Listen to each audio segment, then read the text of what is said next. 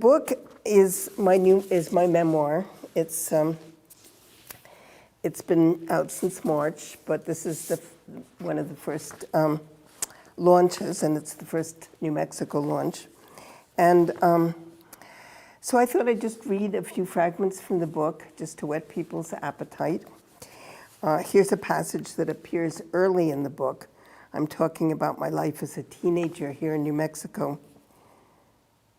When I was 15 and 16, one of my delights was taking the family's secondhand Studebaker to a spot along the old highway from Albuquerque going north, parking it and beginning to walk.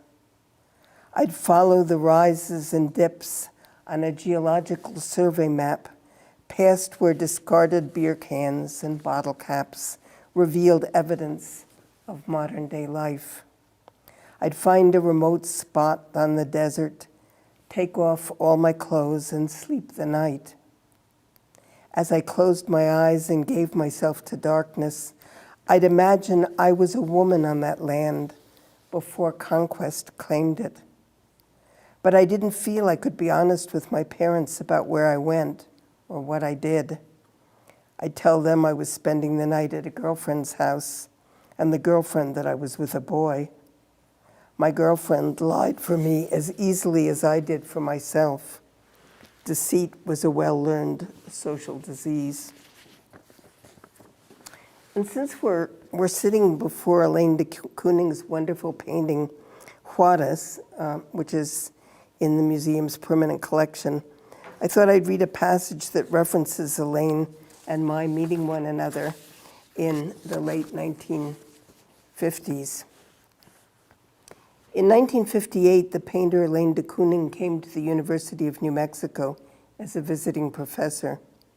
She was perceptive, vivacious, and so generous.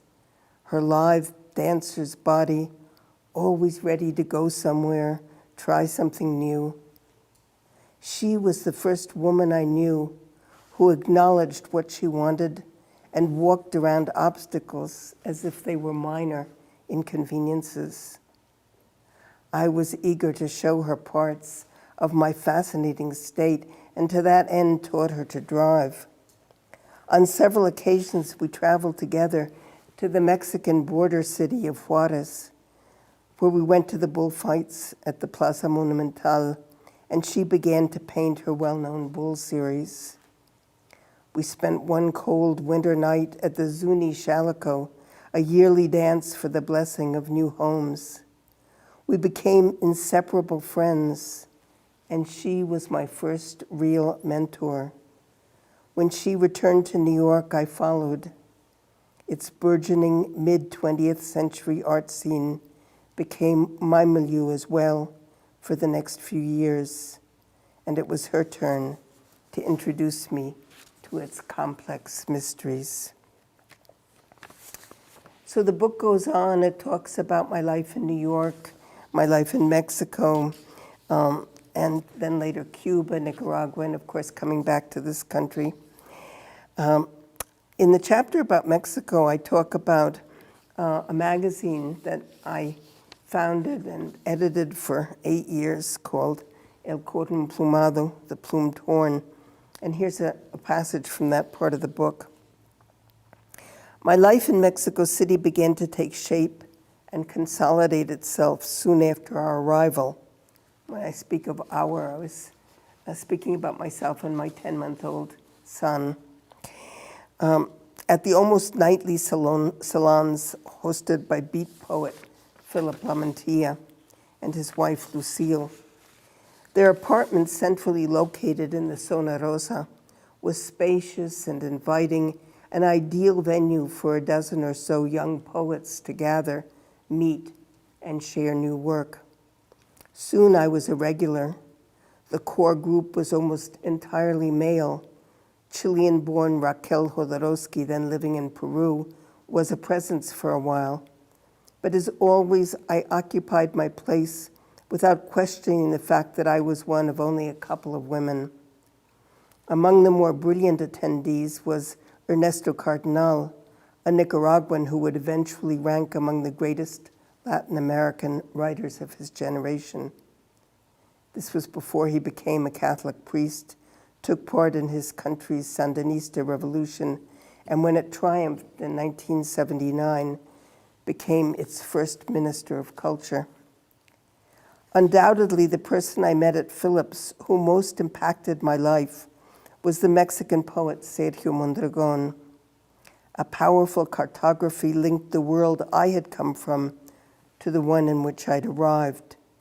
Sergio and I hit it off immediately. He was a year older than me.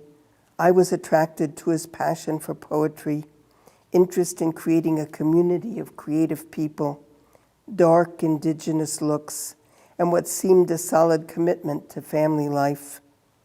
Sergio and I were together for 7 years, and he fathered my 2 oldest daughters. Our life as a couple was inseparable from the extraordinary literary project we envisioned and brought to fruition. The bilingual nature of El Cuerno set it apart from most other literary magazines. Our ambitions were immense. We dreamed of a quarterly averaging 200 pages per issue, publishing the best new work from South and North America, and later also from farther afield, Europe, Africa, Asia, and Australia. We began receiving submissions in the post office box we'd visited every day, eager to see what writing and money might have arrived. We sustained the endeavor for almost 8 years, invigorated by a worldwide web of creativity and consumed by a constant struggle for funding. After we launched the project, no obstacle was too daunting.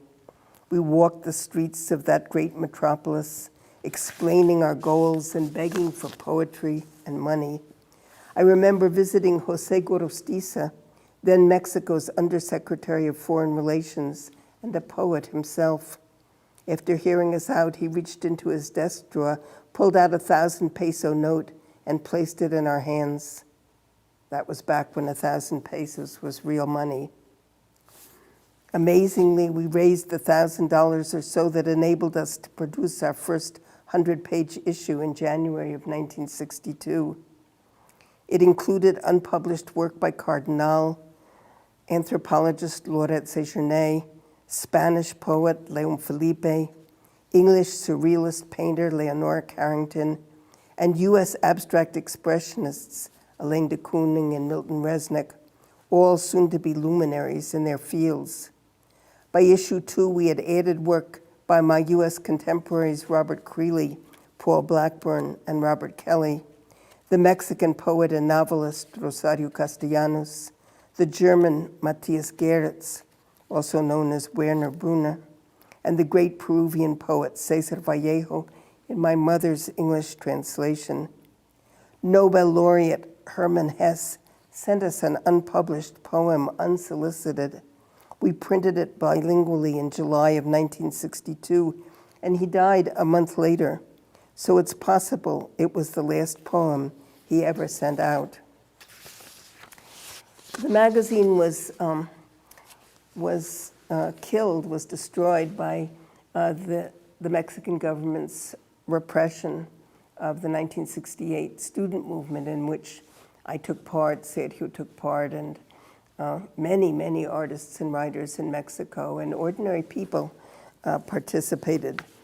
I was forced underground and eventually had to leave the country underground, sending my 4 small children ahead to Cuba, where I joined them almost three months later. But in order to get to Cuba from Mexico without a passport, without legal papers of any kind, I had to travel halfway around the world and go from Mexico to Cuba by way of Prague, Czechoslovakia.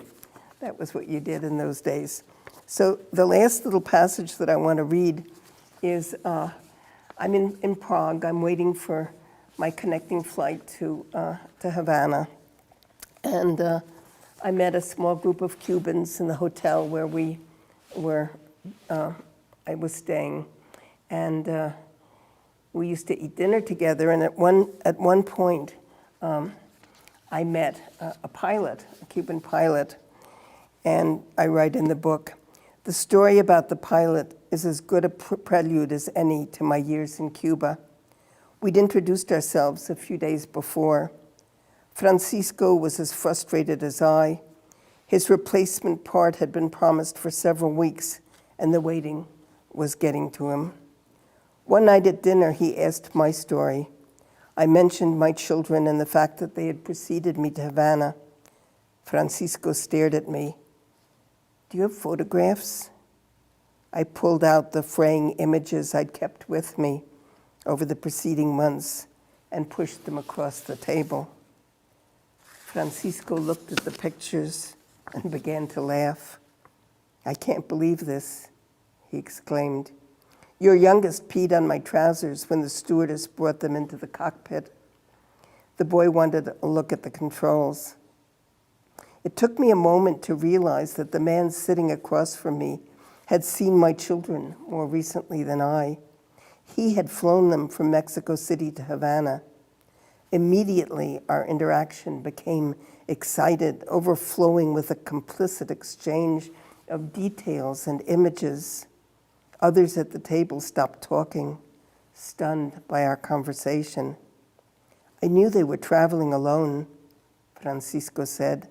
The four of them were being taken care of by the plane's stewardess, and a government official met the flight. He looked at my pictures again. I'll bet you missed them, he said.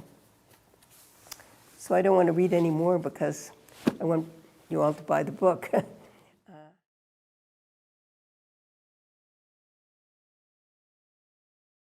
I'd be glad to. It's actually one of my favorite images.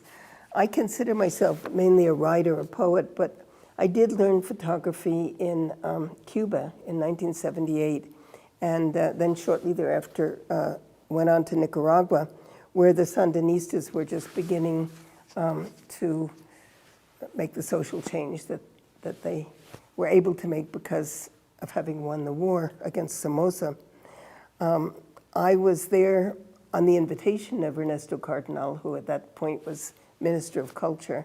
And he wanted me to write a book. I had written a number of books of oral history with women by that time. He wanted me to write a book about women who had participated in the struggle in Nicaragua. And it was a wonderful time. I had a Jeep, I had a driver, and we traveled all over the country interviewing women, doing some photography.